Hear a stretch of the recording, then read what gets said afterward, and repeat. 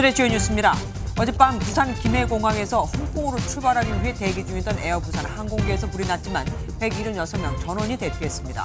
국토부는 사고 원인을 조사하고 있습니다. 긴박한 화재 상황에서 승무원은 자리를 지키라고만 할 뿐 대피라는 방송에 없었다는 승객들의 진술이 나왔습니다. 항공사 측은 별도 안내 방송을 할 여력이 없을 정도로 상황이 긴박했다며 관련 절차에 따랐다고 해명했습니다. 비상계엄 당시 김용현 전 국방부 장관이 나눠준 계엄 선포문을 받은 적도 본 적도 없다는 기존 국무위원들의 진술과 정면으로 배치되는 주장이 나왔습니다. 당시 선언문이 회의장에 배포됐고 일부는 직접 읽어보기도 했다는 겁니다. 단독 보도합니다. 설날인 오늘 오후 늦게부터 귀경길에 오른 차들로 고속도로가 큰 정체를 빚고 있습니다. 휴게소에는 긴 정체에 잠시 쉬어가려는 가족 단위 시민들로 온종일 북적였습니다.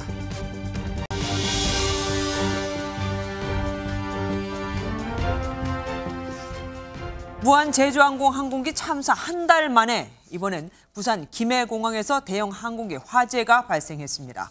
불행 중 다행으로 항공기 출발은 30분 정도 늦어졌고 이륙 준비 중에 그러니까 비행기가 땅에 있을 때 불이 나 모두 대피를 할 수 있었죠. 비행기가 제 시간에 출발했다면 공중에서 이 큰 화재가 발생할 뻔했던 겁니다. 김해공항에 취재기자 나가 있습니다. 박상원 기자, 먼저 불이 났던 상황부터 전해주시죠. 네, 불은 어젯밤 10시 26분 이곳 김해공항 활주로에서 홍콩으로 이륙을 준비하던 에어부산 항공기에서 났습니다. 항공기 객실 뒤쪽 선반에서 알 수 없는 이유로 불이 시작됐는데요. 불은 삽시간에 번져 항공기 윗부분을 거의 다 태우고서 1시간 남짓 만에 꺼졌습니다. 도착했을 때 남동풍이 한 초속 10m 정도 속도로 불었고 꼬리 부분부터 동체 중간까지 화재가 확대되어 있었으며 한국공항공사와 공군소방대가 우선 현장에 투입됐고 뒤이어 소방이 대응 1단계를 발령하고 장비 68대와 인력 138명을 투입해 진화했습니다. 예, 무한 제주항공 참사가 난 지 불과 한 달 만에 또 이런 항공기 사고가 난 거잖아요. 탑승자들은 다 무사한 거죠? 네, 천만다행으로 불은 항공기가 하늘로 뜨기 전에 났습니다. 항공기에는 승객 169명과 승무원 7명을 더해 모두 176명이 타고 있었는데요. 불이 나자마자 승객과 승무원이 합심해 3개의 비상용 미끄럼틀을 타고 불이 난 기체 밖으로 전원 탈출했습니다. 7명이 경상자로 분류됐는데요. 미끄럼틀로 뛰어내리면서 승객 3명이 부상을 입었고 승무원 4명이 연기를 마셨지만 곧 회복한 것으로 전해졌습니다. 지금까지 부산 김해공항에서 전해드렸습니다. 이번 여객기 화재는 객실 내 짐을 보관하는 위쪽 선반에서 시작이 됐습니다. 갑자기 연기가 차오르고 불꽃이 보이는 상황에서도 가만히 앉아있으라는 승무원의 외침은 승객들을 더 당황하게 만들었죠. 우리에겐 사고가 발생했음에도 가만히 있으라는 말만 믿고 기다렸던 세월호 아이들의 큰 트라우마가 있거든요. 그럼에도 자신의 짐을 포기하고 대피한 승객들 덕에 모두 무사히 빠져나올 수 있었습니다. 당시 상황을 정치훈 기자가 정리했습니다. 승객들이 항공기에 달린 비상용 미끄럼틀을 타고 내려옵니다. 앞서 뛴 사람이 땅에 닿기도 전에 연이어 승객들이 뜹니다. 아래서는 다른 승객이 일어서는 걸 도와줍니다. 먼저 뛴 승객은 고함을 치며 우왕좌왕하다가 급하게 항공기 멀리 도망칩니다. 내부 상황은 긴박했습니다. 연기가 안에 엄청나게 났습니다. 그때부터 승객들이 막 앞으로 밀리면서 주위에서 문 열어라 하시면서 계속 막 밀고 승객들이 막 짐 빼려고 하고 모두 밖으로 빠져나온 듯한 상황. 갑자기 기내 창문 안이 번쩍하고 타닥하는 불꽃 튀는 소리가 들립니다. 이미 꼬리 날개 쪽은 연기가 자욱합니다. 승객들은 항공기 뒷부분쯤 좌석이 짐을 넣는 선반에서 불꽃이 목격됐다고 말했습니다. 이후 연기가 나기 시작하며 급박한 상황이 이어졌습니다. 자기 살라고 다 밀치길래 무서워가지고 공포 썰었습니다. 그래도 질서정연하게 모든 탑승객이 무사히 탈출에 성공했고 이후 항공기는 불길에 입사했습니다. MBN 뉴스 정춘입니다. 승객들은 수화물을 올려놓는 선반에서 불길이 일어났다고 동일하게 진술하고 있습니다. 도대체 뭐가 있었기에 불이 났던 걸까요? 보조 배터리나 전자기기 혹은 선반 위쪽에 전기 전선이 지나가고 있는 만큼 합선으로 화재 원인이 꼽히고 있습니다. 한범수 기자가 전합니다. 사고 당시 에어부산 여객기 내부 모습입니다. 28에서 30여 좌석 위에 있는 선반 틈새로 화염이 관찰됩니다.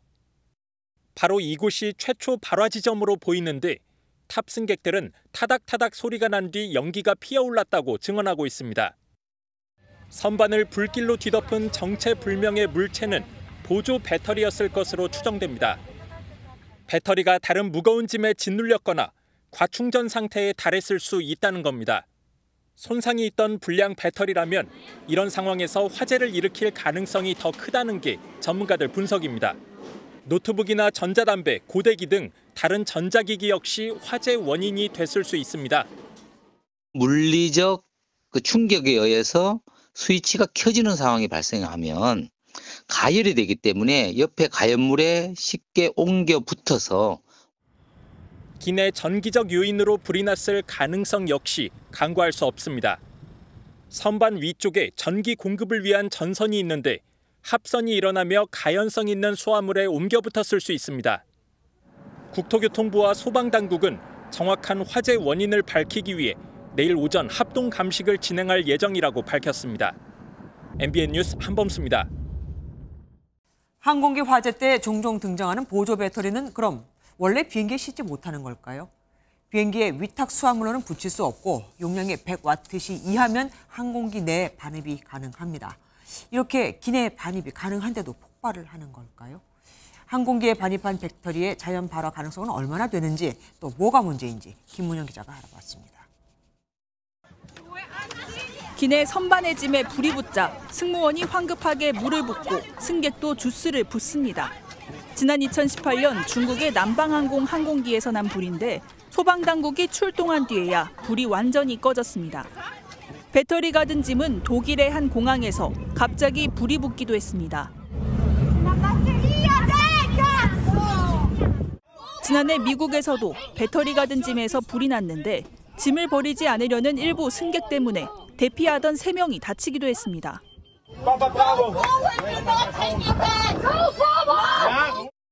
리튬 배터리는 딱딱한 물체에 부딪혀 충격을 받거나 눌리게 되면 불이 날 가능성이 큽니다. 화재 규모를 더 키우지 않기 위해 배터리가 장착된 전자장비나 보조 배터리를 원칙적으로는 100와트시 이하의 용량일 때 기내 휴대를 허용하지만 기준치일지라도 압력과 온도에 따라 얼마든지 불이 날 수 있습니다. 문제는 리튬 배터리는 불이 나면 바로 진화할 수 있는 마땅히 공인된 소화기가 없다는 점입니다. 랩탑에서 불이 나면은 그 리튬이온 배터리가 들어가 있지 않습니까? 승무원들이 거기다 얼음을 막 붓거든요. 처음에는 얘가 식는 것 같은데 조금 지나면 거기서 연기가 또 스멀스멀 올라와서 불이 또 확 다시. 굉장히 사실은 이 다루기가 좀 까다로운 화재 중에 하나입니다. 비행과 연관된 배터리 화재 발열 사고는 미국에서도 최근 2주에 한 번꼴로 발생했고 보조 배터리에 이어 전자담배, 휴대전화, 노트북 순으로 불이 빈번한 것으로 확인됐습니다.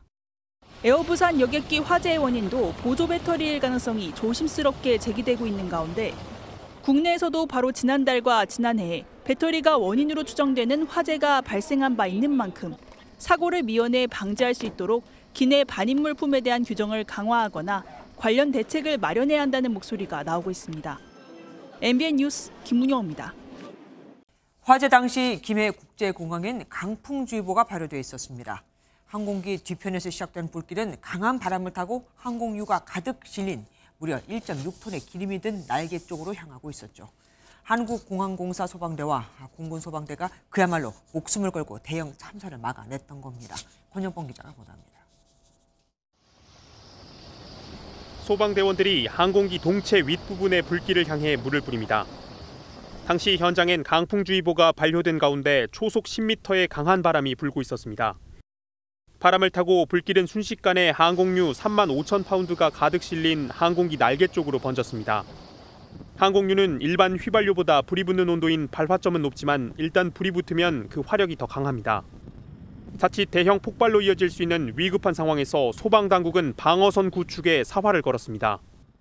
소방당국 관계자는 뚫리면 안 된다는 생각으로 필사의 진화 작업을 펼쳤고 다행히 1시간 만에 큰 불을 잡았다고 회상했습니다. 소방에 있는 무인 방수탑차 외에 특수차를 활용하여 항공유가 화재의 연소 확대되지 않도록 화재 진압에 최선을 다했습니다. 김해공항에 주둔하는 공군 5공중기동비행단 장병들도 비상대기를 하던 도중 곧바로 현장에 출동했습니다. 특히 구조반장 문성호 상사는 기내에 잔불이 남은 걸 확인하고 현장 인원 중 처음으로 기체 안에 진입해 불길을 잡으며 화재 진압에 힘을 보탰습니다. MBN 뉴스 권용범입니다. 대형 참사는 막았지만 당시 기내 승무원들의 대처는 논란이 되고 있습니다. 대피하라는 방송도 없었고 연기가 나온 직후엔 착석하라고 안내를 하기도 했거든요. 하지만 에어부산 측은 긴박한 상황에서 절차에 따라 움직인 것이라고 설명하고 있습니다. 홍조 기자가 보도합니다. 출발만 기다리던 승객들은 갑작스러운 화재 소식에 화들짝 놀랐습니다. 저희 다 벨트하고 안내방송 나오고 그렇게 한 뒤에 이제 연기 불이와 소리가 났습니다. 순식간에 비행기는 연기로 가득 찼고 승객들은 소리를 질렀습니다. 짐을 챙기는 승객들과 탈출하려는 승객들이 뒤엉키며 아수라장으로 변했습니다. 하지만 대피하라는 안내방송은 없었습니다. 사고에 대한 안내방송은 저희는 인지는 못했는데 제가 들은 건 없는 것 같습니다. 연기 발생 직후 승무원이 일어선 승객에게 착석하라고 요청한 뒤 소화기를 들고 오기도 한 것으로 전해졌습니다. 에어부산은 화재를 확인한 즉시 승무원이 기장에게 상황을 알렸고 2차 피해를 막기 위한 조치를 한 뒤 곧바로 비상탈출을 선포했다고 밝혔습니다. 안내방송에 대해선 시간적 여력이 없는 긴박한 상황이었다며 관련 절차를 따랐다는 입장입니다. 크게 혼란스러운 상황에서 비상탈출 같은 기본적인 안내가 제대로 이루어지지 않으면서 피해를 더 키울 수도 있었다는 지적이 나오고 있습니다. MBN 뉴스 홍지호입니다. 부산 김해공항에서 발생한 에어부산 항공기 화재, 당시 아찔했던 상황 더 자세히 살펴보겠습니다. 전국부 송준 기자와 함께합니다. 어서 오십시오. 사고 항공기 이륙이 20분 정도 지연되면서 그나마 이만큼 피해가 생긴 거라면서요. 네, 말씀하신 대로 만약 20분 지연되지 않고 정시에 이륙이 됐다면 아찔한 상황이 벌어질 수도 있었습니다.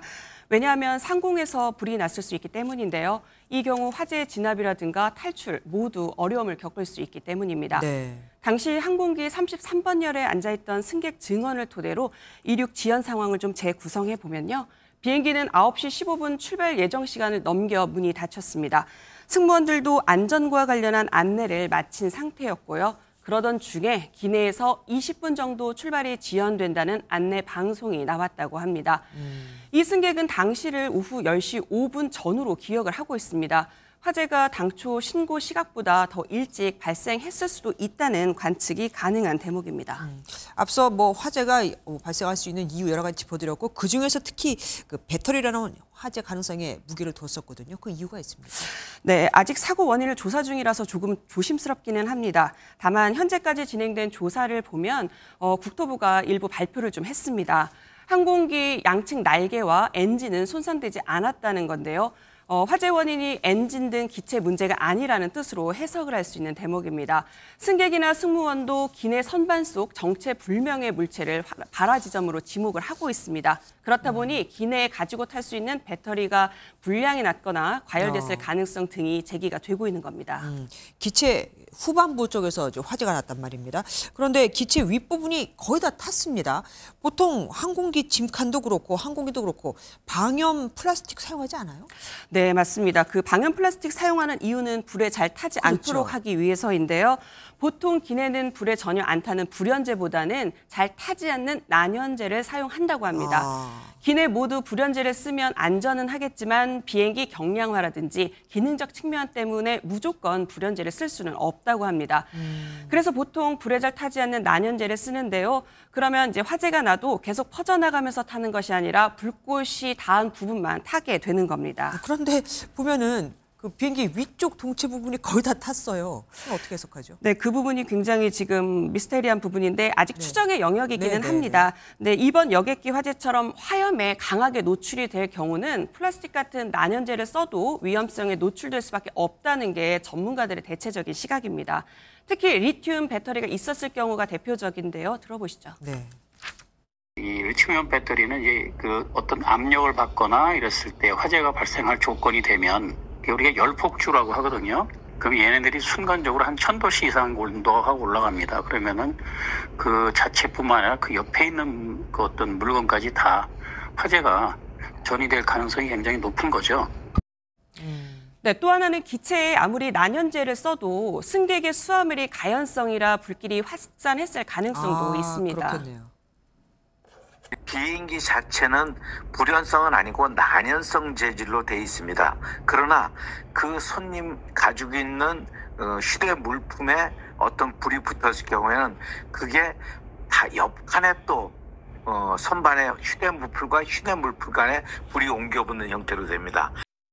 네, 이렇게 불길이 확산이 되고 그리고 나서 기내 전기 공급을 위한 전선들이 있는데 이곳으로까지 불길이 옮겨져서 더 큰 불이 있었을 수 있다. 이런 관측이 나오고 있습니다. 여러 가지 이유가 있었겠네요. 지금까지 송주영 기자와 함께했습니다.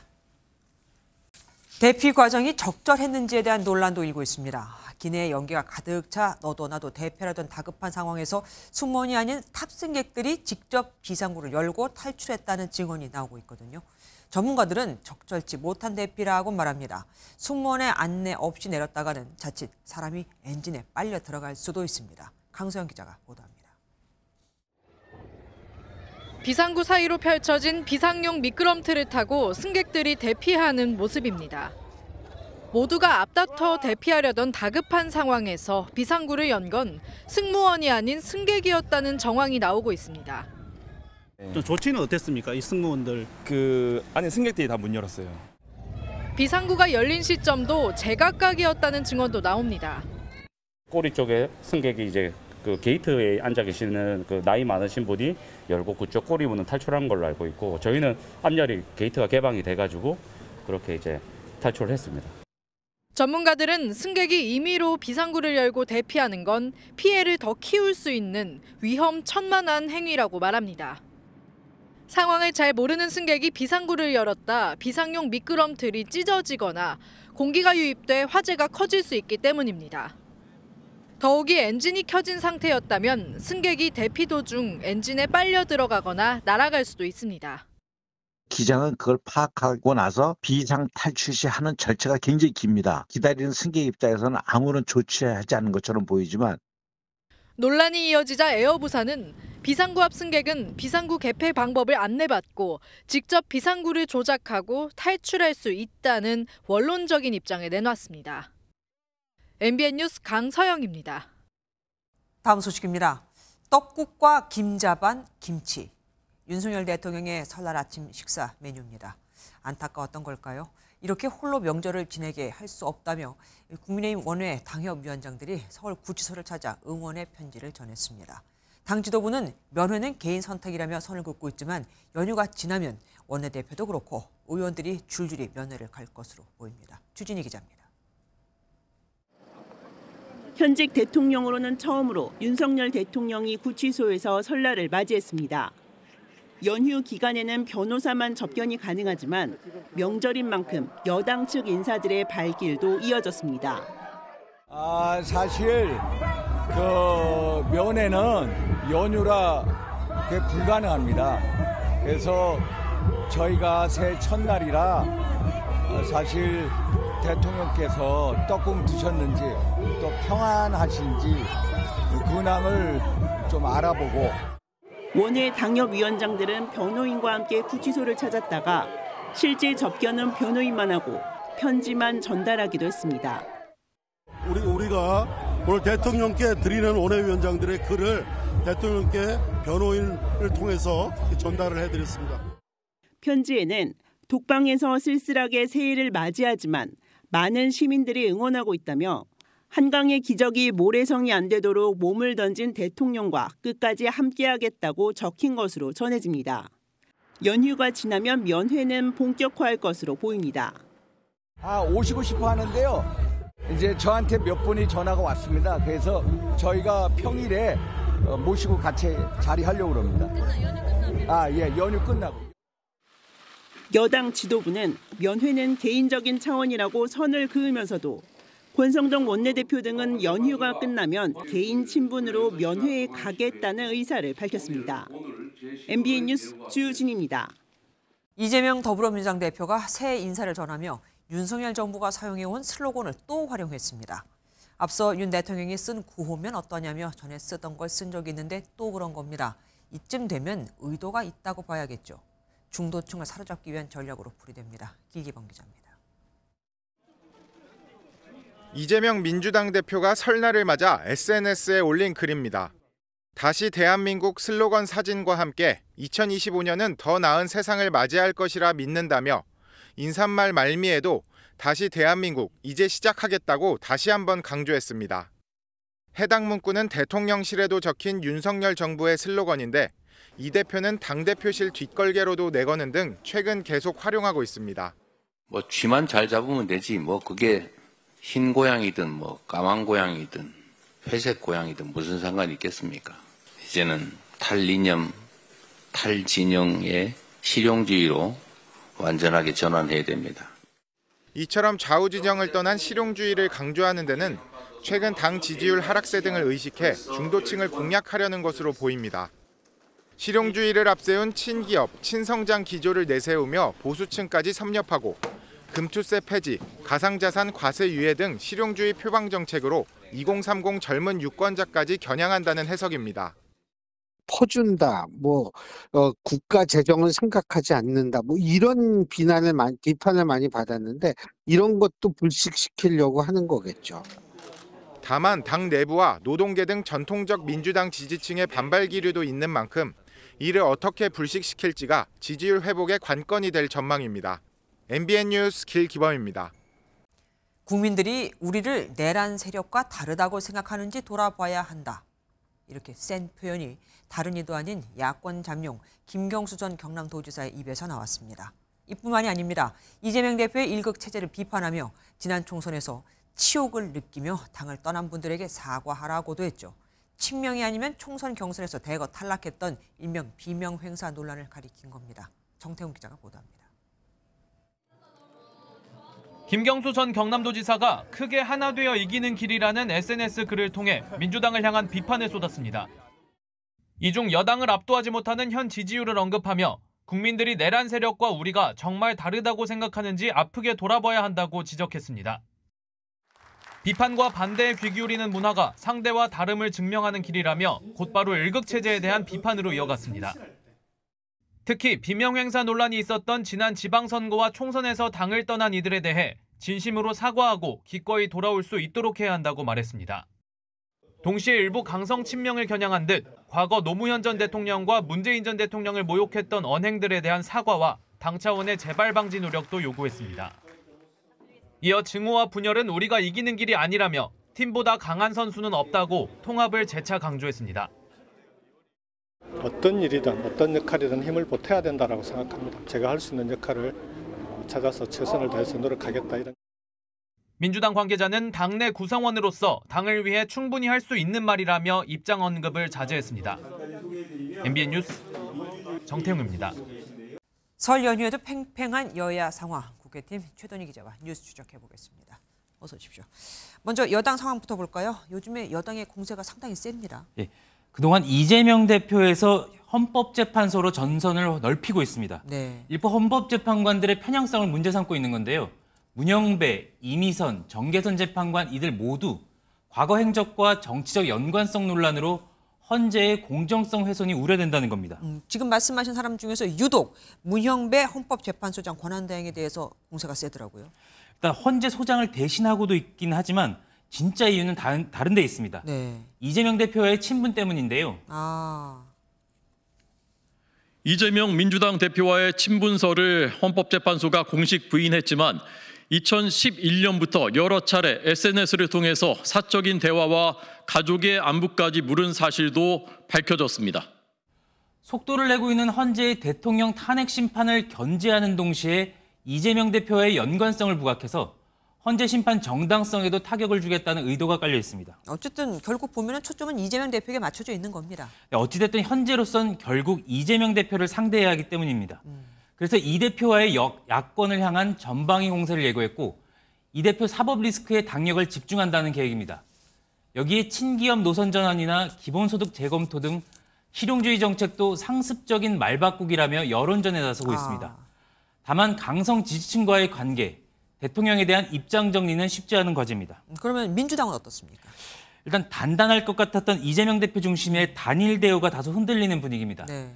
계엄이나 탄핵 등 야당에 크게 유리한 전국에서도 여당의 추격을 허용한 결과인데요. 무엇보다 이 대표 지지율이 박스권에 갇혔다는 평가가 치명적입니다. 비명계 인사들의 움직임이 심상치 않은 것도 바로 이 때문입니다. 그럼 앞으로 이 대표의 행보는 어떻게 예상됩니까? 앞서 보신 것처럼 실용주의 노선을 거듭 강조하고 있고요. 현재로선 당내 마땅한 대체 주자가 없는 만큼 중도층에 대한 확장성만 확보된다면 경쟁력은 충분하다는 판단입니다. 비명계 역시 당장은 이 같은 이 대표 전략과 충돌 지점은 없어 보이고요. 때문에 당분간 대안 세력으로서의 존재감을 부각하면서 정치적 공간을 확보하는 수준에서 그칠 공산이 크고 있습니다. 예, 그럼 뭐 그건 대처적인 얘기고 특별히 내세울 수 있는 전략은 뭘 꼽을 수 있을까요? 실용주의가 정책이라면 정치적으로는 통합의 메시지를 내세울 걸로 보입니다.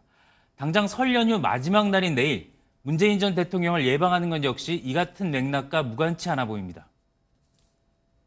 뭐 일극체계 체제라고 할지 아니면 당이 안정적으로 유지되고 있다고 할지는 뭐 보는 입장에 따라서 다르겠죠.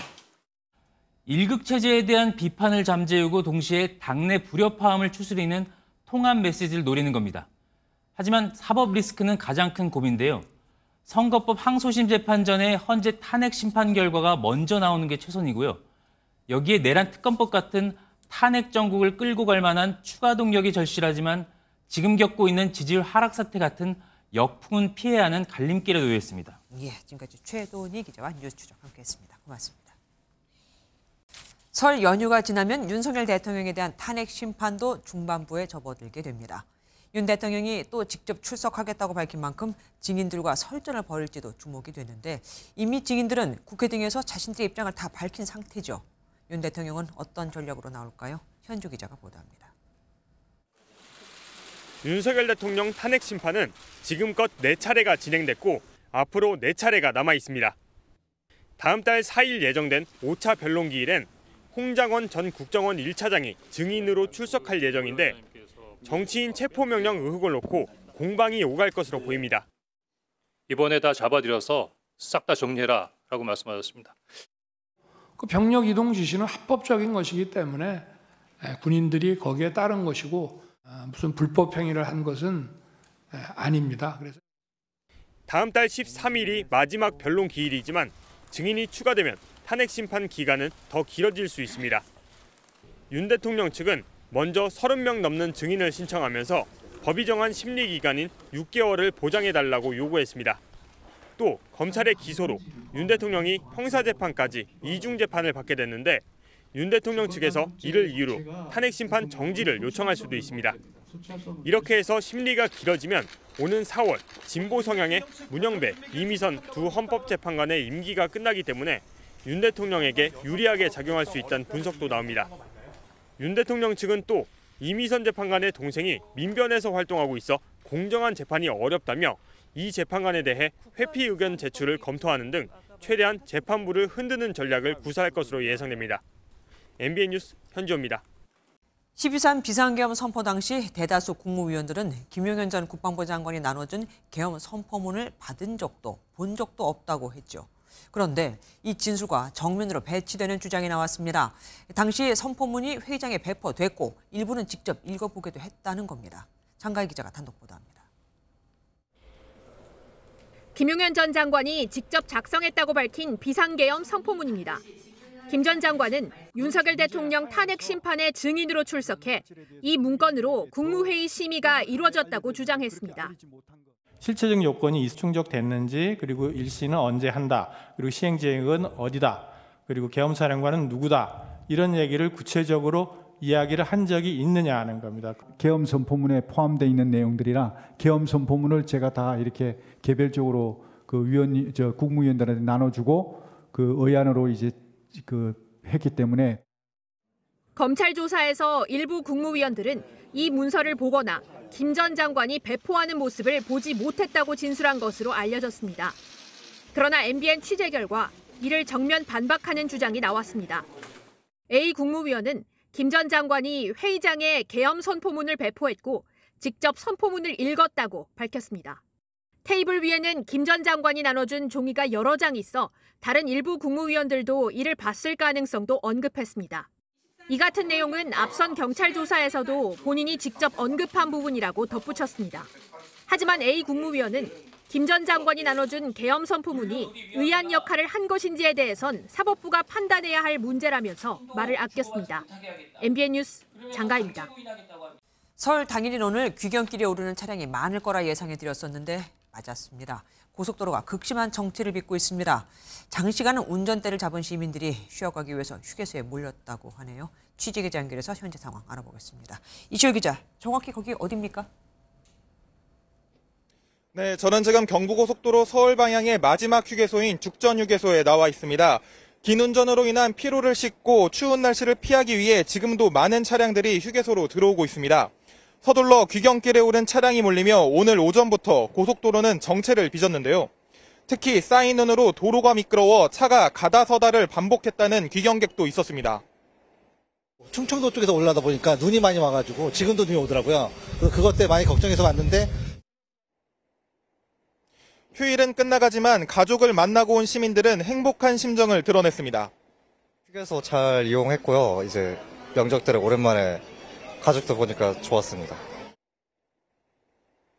장거리 운전을 하신 분들은 졸음 운전을 유의하시고 휴게소나 졸음 쉼터를 적극 이용하셔야겠습니다. 예, 고속도로 귀경길 상황도 전해주시죠. 네, 시간이 갈수록 서울로 들어오는 차량 행렬이 점점 늘어나고 있습니다. 귀경길 정체는 오후 4시에서 오후 5시 사이에 절정에 달했는데요. 저녁 7시 기준 부산에서 서울까지 6시간, 목포에서 서울까지 5시간 40분, 대구에서 서울까지 5시간, 강릉에서 서울까지는 3시간 10분이 걸릴 것으로 보입니다. 한국도로공사는 설 연휴 기간 중 오늘이 교통량이 가장 많아 정체가 정점에 이를 것으로 예상했습니다. 지방에서 수도권으로 차량 57만 대, 수도권에서 지방으로 38만 대를 포함해 총 639만 대가 고속도로를 이용할 것으로 내다봤습니다. 귀경길 정체는 내일 새벽 1시는 넘어야 해소될 것으로 보입니다. 지금까지 죽전휴게소에서 MBN 뉴스 이시열입니다. 북한 김정은은 똑똑한 남자, 핵 보유 세력이라고까지 불러줬지만 김정은 위원장 몸값을 높이려는 걸까요? 핵 강화는 필수 불가결이라며 미국 보란듯 핵시설을 방문했습니다. 결국 이런 북한의 차가운 모습 때문인지 트럼프 2기 행정부도 북한의 완전한 비핵화가 목표라며 북한을 핵 보유국으로 인정하지 않겠다고 밝혔습니다. 서로 기싸움이 대단합니다. 워싱턴에서 강영구 특파원이 전해왔습니다. 트럼프 미국 대통령이 북한의 완전한 비핵화를 목표로 삼고 있다고 백악관이 밝혔습니다. 브라이언 휴스 백악관 국가안전보장회의 대변인은 트럼프 대통령이 집권 1기 때와 마찬가지로 북한의 완전한 비핵화를 추구할 것이라고 밝혔습니다. 트럼프 2기 행정부가 북한 비핵화를 정책 목표로 공식 확인한 것은 이번이 처음입니다. 북한의 핵 보유국 지위도 인정하지 않겠다는 의지로 풀이됩니다. 앞서 트럼프 대통령은 북한을 핵 보유 세력으로 지칭했고 이후에도 북미 대화 가능성을 밝혔습니다. He's not a religious zealot. Will you reach He out to happens him? to be a smart guy. Kim Jong-un is a smart guy. You'll reach out to him again. I will. Yeah. All right, my He last liked me question. and I got Your along staff with is him. going to. 트럼프 대통령의 대화 러브콜에 묵묵부답인 김정은 위원장은 오히려 핵물질 생산기지와 핵무기 연구소를 현지 지도하며 기싸움에 나섰습니다. 이 때문에 향후 협상에 대한 우려도 큽니다. 북한이 핵을 포기할 가능성이 작고 협상에 실패할 경우 북한의 장거리 미사일 발사와 같은 도발로 오히려 긴장이 고조될 수 있습니다. 또 혼란스러운 국내 정치 상황으로 한미 간 실무 협의가 원활하지 않는 것도 걸림돌입니다. 트럼프 2기 행정부를 상대해야 하는 우리 정부의 리더십 공백 상태가 장기화되는 것에 대한 우려가 커지고 있습니다. 워싱턴에서 MBN 뉴스 강영구입니다. 요즘 많이 춥죠. 기부로 온기를 전하는 연탄은행엔 한파가 몰아치고 있습니다. 연탄 기부가 1년 전보다 절반 가까이 줄어든 데다 운송비와 인건비까지 많이 올라 이중거를 겪고 있기 때문입니다. 900원의 기적이 그 어느 때보다 절실합니다. 장진철 기자가 보도합니다. 보일러에서 빨간 연탄이 활활 타오릅니다. 전국 7만 5천 가구는 여전히 연탄으로 겨울을 나야 합니다. 연탄은 언제 온다 그러면 너무 좋아가지고 연탄은 뭐 내 사랑하는 남편보다 더 낫지. 한 집마다 하루에 필요한 연탄은 적어도 6장. 정부가 지원하는 50만 원 정도의 연탄 쿠폰으로는 아끼고 아껴도 100일을 넘기기가 어렵습니다. 등짐에 연탄을 실은 사람들이 좁은 골목으로 갑니다. 연탄은행이 따뜻함을 전하러 온 겁니다. 연탄을 떼는 가정 대부분은 이렇게 언덕이 골목골목에 있다 보니 배달비를 추가로 받거나 아예 오지 않는 경우가 많습니다. 서민들이 연탄은행을 기다리는 이유입니다. 기부와 후원으로 운영되는 연탄은행도 비상계엄 사태와 경제적 불황을 피하지 못했습니다. 밥상공동체 연탄은행이 지난해 12월 후원받은 연탄은 89만 4,100장, 1년 전에 절반 수준에 불과합니다. 여기에 연탄값도 올랐습니다. 장당 900원, 1년 전보다 50원 올랐습니다. 곳곳에 있던 연탄 공장이 문을 닫으면서 멀리 있는 공장에서 받아와야 하니 운송비에 인건비까지 하면 소비자 가격은 최대 1,500원까지 올라갑니다. 이게 연탄이 이제 문경하고 예천에서 4시간 반 고속도로 오거든요. 그러니까 이제 운송비라든가 인건비라든가 이런 게 많이 상승을 해가지고. 기부는 줄고 연탄값은 해마다 비싸지면서 연탄은행도 지원 가구를 줄일 수밖에 없는 상황까지 왔습니다. 4월까지 필요한 연탄은 최소 100만 장, 900원의 따뜻한 기부가 그 어느 때보다 절실합니다. MBN 뉴스 장진철입니다. 쌀 소비가 매년 줄면서 지난해에도 또 역대 최저를 기록했죠.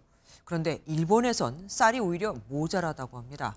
삭개가 큰 인기를 끌면서 쌀 소비가 급증했거든요. 우리에겐 막걸리가 있죠.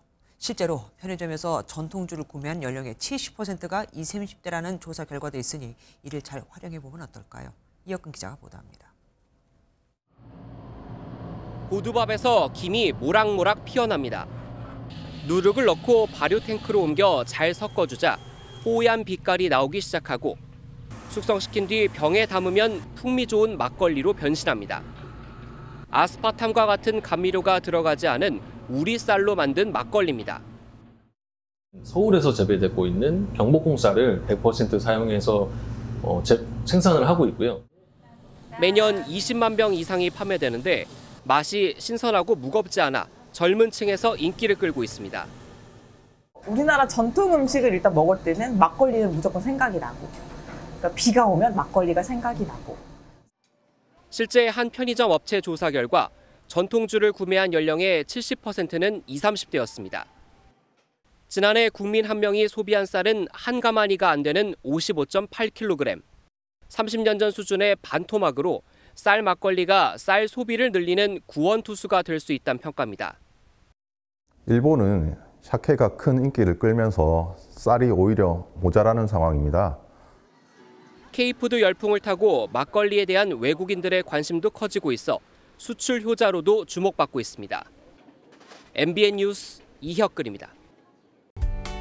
눈이 잦아들면서 대설특보는 모두 해제됐습니다. 이제는 한파에 대비하셔야겠습니다. 중부지방과 경북 북부를 중심으로는 한파주의보가 발효 중인데요. 내일은 이번 한파가 절정에 달하겠습니다.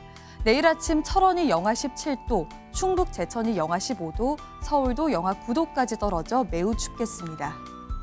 바람도 강하게 불고 있습니다. 현재 동해안에 따라서는 강풍특보가 발효 중입니다.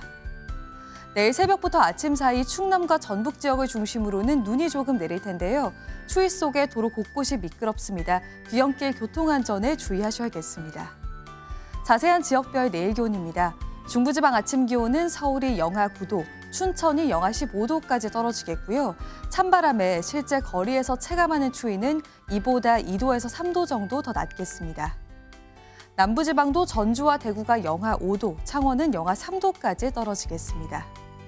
오는 토요일에는 다시 전국에 비나 눈이 내릴 전망입니다. 내셨습니다.